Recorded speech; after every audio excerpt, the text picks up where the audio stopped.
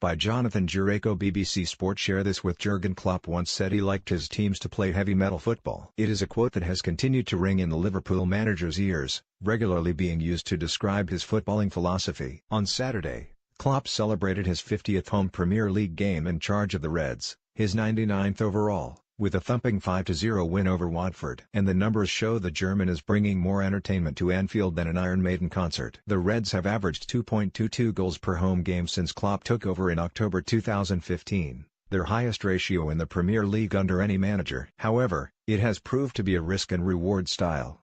Liverpool have conceded more goals in their first 50 home league games under Klopp, 44, than they did under Evans, 34, Houllier, 42, and Benitez, 26, with only Rodgers' side leaking more, 45. Combining these two statistics to calculate the total goals per match shows those going to Anfield are certainly getting value for money during Klopp's reign. That's not all necessarily good news for Reds fans. Klopp has won fewer league games in his first half-century, 28, than Evans, 33, Houllier, 32, Benitez, 37, or Rodgers, 30. Mo Salah. Running down the wing, Salah the Egyptian king. The Egyptian forward's 4-goal haul for Liverpool against Watford at Anfield on Saturday took him to 28 top-flight goals this season. Only one other African player has scored more in a single campaign. Guess who is looking over his shoulder? No surprise, is it? Chelsea legend Didier Drogba.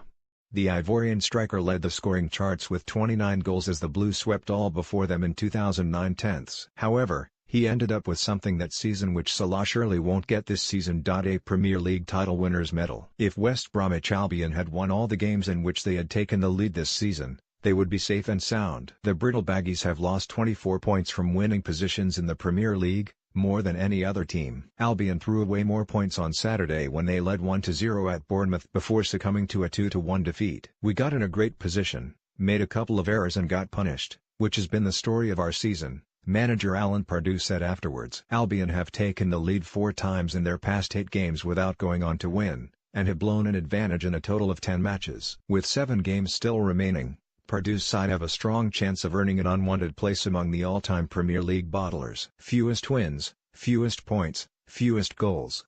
West Brom fans have suffered more misery than any other set of Premier League supporters this season. But here's a very small consolation for them. Huddersfield supporters have actually trudged home from the most games without even being able to cheer a goal. Town drew another blank in Saturday's home defeat by fellow strugglers Crystal Palace, a result that dragged them closer to the drop zone. History tells us that Terriers fans have a right to be worried about their lack of firepower. That's because 23 of the 44 teams, 52%, who have failed to score in 17 games or more have gone on to be relegated. And if David Wagner's side continue to draw blanks, then the odds of an instant return to the championship increase. 15 of the 23 teams, 65%, who have failed to score in 18 or more matches have been relegated. But hope for Huddersfield comes from across West Yorkshire. George Graham led Leeds United to an 11th place finish in 1996-97. Despite his side failing to score in 21 of their 38 games. Follow Match of the Day on Instagram for the best photos from the world of football.